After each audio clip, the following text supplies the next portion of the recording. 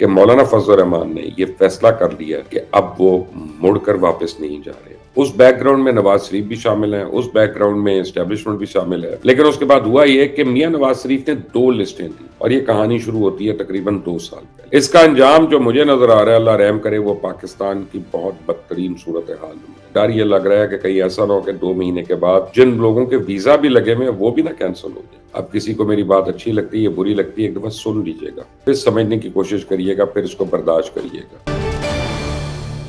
بسم اللہ الرحمن الرحیم. میرا نام مبشر لقمان ہے اور کل سے پاکستان کی سیاست نے ایک بہت بڑی کلہ بازی ماری ہے اور اس وقت مجھے پاکستان کا فیوچر بڑا بلیک اور کمزور نظر آ رہا ہے. میں آپ کو فیکٹ بتا رہا ہوں. لوگ میری باتیں جو ہیں وہ کئی باری مجھے تانے دیتے ہیں. کل بھی ایک ریٹائرڈ ایئر فورس آفیسر صاحب تھے, وہ مجھے بیٹھ کے سمجھانے کی کوشش کر رہے تھے. جب میں نے ان کو 2-4 سوال کیے تو اس کے بعد ان کے پاس ایک ہی جواب تھا کہ اللہ بہتر کرے گا. تو میں نے کہا اللہ کیوں بہتر کرے گا؟ اللہ نہیں بہتر کرے گا. اللہ نے انسان کو اشرف المخلوقات بنایا, اس نے بتایا انسان کو کہ تم نے اپنے فیصلے خود کرنے ہیں. ہم اپنی ناکامیوں کو خدا نہ خواستہ ہم اللہ کے اوپر نہیں ڈال سکتے, وہ ہمارے کیے ہوئے فیصلے ہیں, وہ ہماری چوز کردہ لائنز ہیں جن کے اوپر ہم یہ دھکے کھا رہے ہوتے ہیں. جب ہم قدرت کے نظام کو ڈیفائی کرتے ہیں, جب اللہ کے نظام سے ہم خدا نہ خواستہ اس سے اکڑ دکھاتے ہیں, تو پھر ہمارے ساتھ جو ہوتا ہے وہ ہوتا ہے اور وہی ہونا ہے. اب دیکھیں, کل مولانا فضل الرحمان جو ہیں وہ ایک دم بھڑک اٹھے اور مولانا فضل الرحمان نے اوپر نیچے 2 ایسے انٹرویوز دیے جو ابھی تک لوگوں کو سمجھ میں نہیں آئے. تو میں آپ کو اس کا ایک بیک گراؤنڈ بتا دوں. اس بیک گراؤنڈ میں نواز شریف بھی شامل ہیں, اس بیک گراؤنڈ میں اسٹیبلشمنٹ بھی شامل ہے, اس بیک گراؤنڈ میں کچھ ججز بھی شامل ہیں, اس بیک گراؤنڈ میں کافی سیاسی شخصیات شامل ہیں. اور یہ فیکٹ ہے کہ مولانا فضل الرحمان جو ہیں وہ انہوں نے بہت لمبا انتظار کیا, یعنی یہ انٹرویوز دینے کے لیے. اور مولانا فضل الرحمان کو میں ملا ہوں کئی دفعہ, میں ان کو جانتا ہوں. وہ بہت ہی زیرک سیاستدان ہیں, بہت ہی کول آدمی ہیں, بہت ٹھنڈے مزاج کے آدمی ہیں. وہ بھڑکیلی باتیں نہیں کرتے. آپ نے کبھی ان کے انٹرویوز میں نہ دھمکیاں سنی ہوں گی, نہ تو تڑاک سنی ہوگی, نہ گالم گلوچ سنی ہوگی.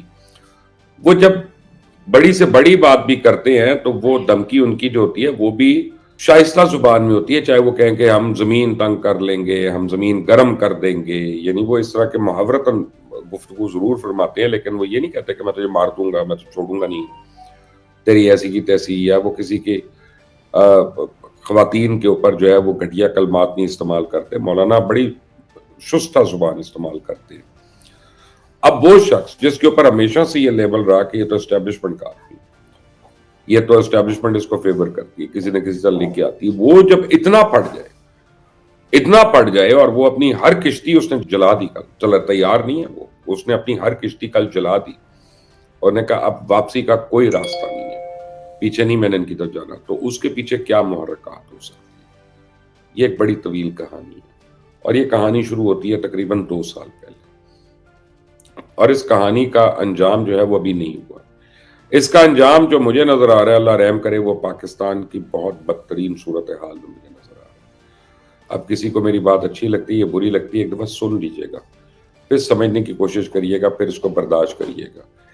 کیونکہ آپ جس گھر میں رہتے ہیں وہاں سے فرق پتہ چلے گا کہ آپ اس وی لاک کو کس طرح سمجھیں گے. اگر آپ نہر کے اس سائڈ پہ رہتے ہیں یا نہر کے اس سائڈ پہ رہتے ہیں. اگر آپ 3 تلوار کی دوسری طرف رہتے ہیں تو پاکستان اور ہے, اور 3 تلوار کے ادھر رہتے ہیں. اگر آپ رنچوڑ لائن میں رہتے ہیں یا ملیر ایریا میں, ملیر لائنز وغیرہ میں, تو پھر آپ کے لیے پاکستان کی حیثیت کچھ اور ہے. اگر آپ بلوچستان میں اور آپ ڈیرہ بگٹی یا اس سے آگے یا چمن کے بارڈر پہ ہیں تو آپ پاکستان کو کسی اور نظر سے دیکھتے ہیں, اور اگر آپ پشاور کینٹ میں رہتے ہیں تو آپ پاکستان کو کسی اور نگاہ سے دیکھ رہے ہیں. تو پلیز بڑا فرق ہے ان ساری چیزوں میں. آج اپنے دماغ میں اس فرق کو ختم کرنے کی کوشش کریں تو پھر آپ کو اصلیت پتہ چلے گی. ہماری اشرافیہ جو ہے وہ 1% سے بھی کم ہے, 1% سے بھی کم ہے, جس کو ہر طرح کی فیسلٹیز موجود ہیں, چاہے فری بجلی ہو, پانی ہو, گیس ہو, پیٹرول ہو, گاڑیاں ہوں, آمدنیاں ہوں, پلاٹس ہوں, سب کچھ ہو. یعنی جو کچھ بھی ہے وہ بہت کم پرسنٹیج ہے ہماری, اور وہ ہر شعبے میں ہے. میں کسی ایک شعبے کی طرف نہیں کر رہا. اور ان کا جو مخالف شعبہ ہے یا جو 99% شعبہ ہے وہ احساس محرومی کا شکار ہے اور بہت شدت سے شکار ہے. اور ان میں سے بھی جو مڈل کلاس کا یا اپر مڈل کلاس کا شعبہ ہے اس کو اب امید کی کرن نہیں نظر آتی. 2 سال پہلے مولانا فضل الرحمان نے ایک بڑی کیمپین چلائی عمران خان کے خلاف، بلکہ 2 سال سے پہلے بھی چلائی، اور بقول ان کے انہوں نے کسی کے کہنے پہ چلائی۔ اب عمران خان کا اور مولانا کے جو اختلافات ہیں وہ تو پہلے دن سے ہیں، مولانا اس کو پہلے دن سے یہودی ایجنٹ کہتے رہے ہیں، اور وہ عمران خان ان کو ایک کرپٹ مولوی کہتا رہا۔ اور میری اس پہ مولانا سے بھی بات ہوئی ہے، میری اس پہ عمران خان سے بھی کئی دفعہ بات ہوئی ہے، تو میں دونوں کے خیالات مجھے پتہ ہے ایک دوسرے کے بارے میں، لیکن اب حالات ایسے ہو گئے ہیں کہ دونوں کو ایک دوسرے کے ساتھ بیٹھنا پڑ گیا، دونوں کو ایک دوسرے کی تائید کرنا پڑ گیا، دونوں کو ایک دوسرے کا ساتھ دینے کا وعدہ کرنا پڑ گیا۔ اس میں سب سے بڑا جو کلپریٹ ہے بقول مولانا فضل الرحمان کے، وہ میاں نواز شریف ہے۔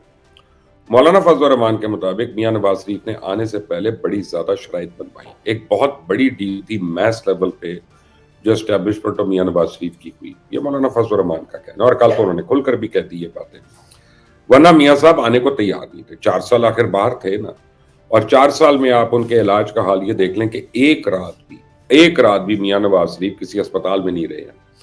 ہمیں نہیں پتا، ان کے ڈاکٹر عدنان جو تھے تو دن میں 6 باری ٹویٹر پہ بتاتے تھے کہ میاں صاحب کتنے کریٹیکل ہیں، پلیٹلیٹس کتنے ڈاؤن ہو گئے، کتنے اپ ہو گئی ہے وہ، اس کے بعد سڈنلی ڈاکٹر عدنان غائب ہو گئے۔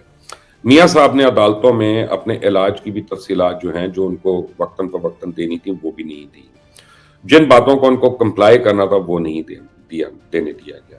میاں صاحب کے جو گارنٹر تھے وہ ان کے بھائی میاں شہباز شریف تھے، جن کو کسی بھی عدالت نے ایک دفعہ بھی نہیں بلا کر پوچھا کہ بھائی تم نے گارنٹی دی تھی مجرم کہاں ہے، کیونکہ ملزم نہیں تھے، وہ مجرم تھے، جیل سے نکلے ہوئے تھے۔ اب 4 سال کے بعد ایک ڈیل ہوتی ہے، اس ڈیل کے نتیجے میں میاں صاحب واپس آتے ہیں تو ان کا ایک فقید المثال استقبال ہوتا ہے، وہ اتنا بڑا استقبال کہ ایف آئی اے والے، نادرا والے اور یہ سارے جو ہیں وہ اسلام آباد ایئرپورٹ کے پر پہنچ جاتے ہیں۔ میاں صاحب کی جتنی کاروائیاں ہونے تھی، جتنے دفاتر میں ان کو جانا تو وہ وہیں پہ ان کے انگوٹھے لگا کے پوری کر دی گئی۔ اگلے ہی دن ان کو ہائی کورٹ سے جو ہے وہ ریلیف بھی مل جاتا ہے، پھر ان کے کیسز ختم ہونا شروع ہو جاتے ہیں، پھر میاں صاحب جو ہے 1 مہینے کے بعد لانڈری ہو کے، ڈرائی کلین ہو کے وہ کلین چٹ پہ آ گئے۔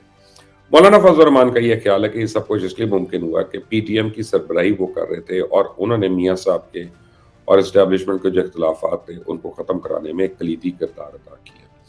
ان کی وجہ سے شہباز شریف کی حکومت چلتی رہی، ورنہ بہت پہلے ان جماعتوں میں اختلافات ہو رہے تھے۔ خود پیپلز پارٹی اور نون لیگ ایک دوسرے کے ساتھ بیٹھنے کو تیار نہیں تھے۔ پیپلز پارٹی جو تھی وہ کوئی موقع نہیں جانے دے رہی تھی، اور مولانا فضل الرحمان سب کو ٹھنڈا کر کے رکھ رہے تھے۔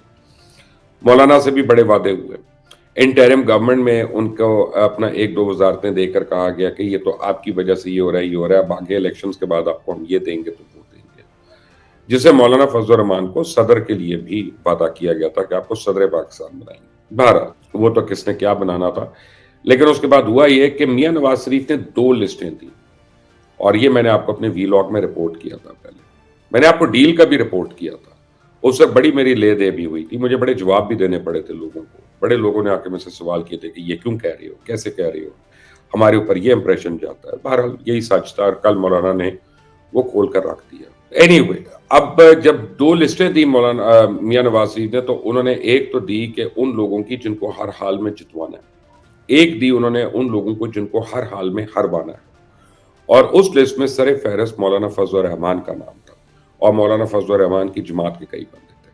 اچھا، الیکشن جب پی ڈی ایم کی حکومت تھی تو اس پہ بالکل اتفاق تھا کہ ہم سارے مل جل کر انتخابات لڑیں گے، ایک دوسرے کو سپورٹ کر کے، اور اس میں یہ ہوگا کہ تاکہ زیادہ زیادہ تعداد میں پی ڈی ایم کے جو شرکاء ہیں ان کے لوگ اوپر آ سکیں۔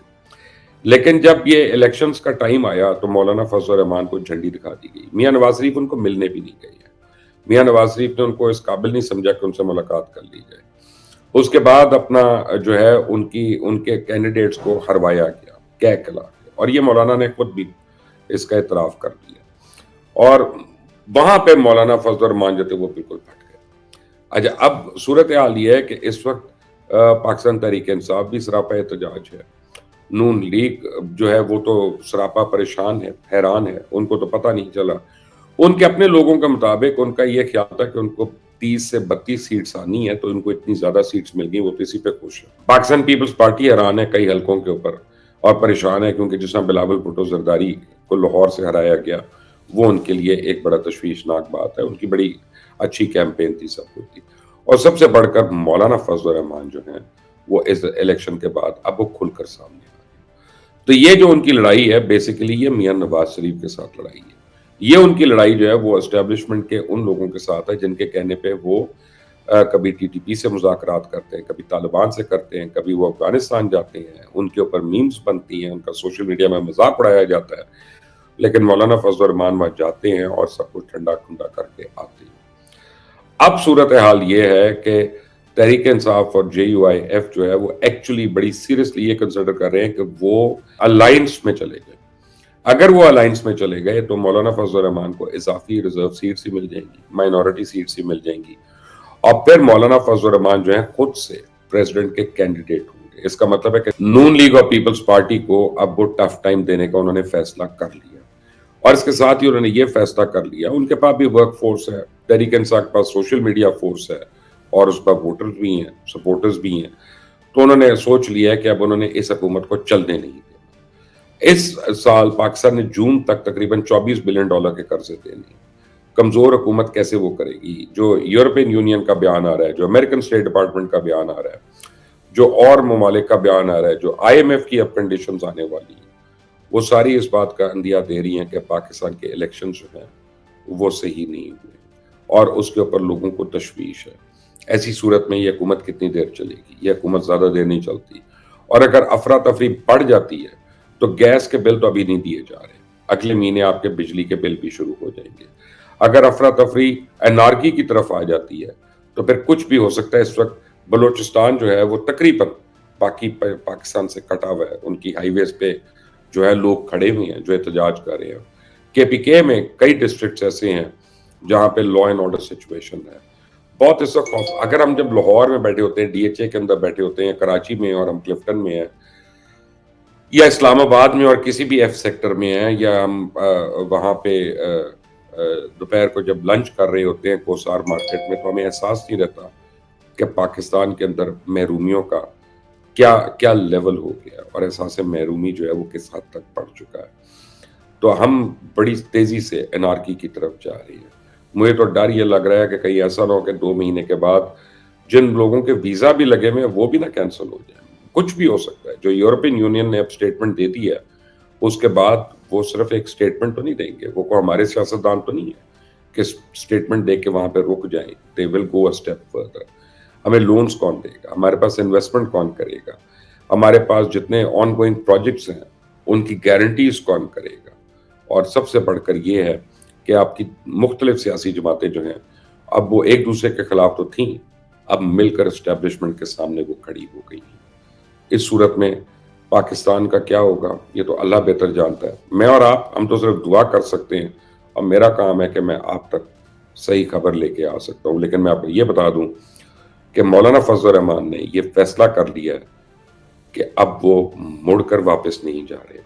وہ دوبارہ سے جو ہے وہ مفاہمت کی پالیسی پہ نہیں جا رہے, وہ صرف اس صورت میں مفاہمت کریں گے جب ان کے مطالبات مانے جائیں گے. اور اسی طرح کا مور اور لیس عمران خان کا بھی سٹانس ہے. تو آنے والے دنوں میں بہت زیادہ مشکلات ہیں. انٹل دی نیکسٹ ٹائم, اللہ حافظ.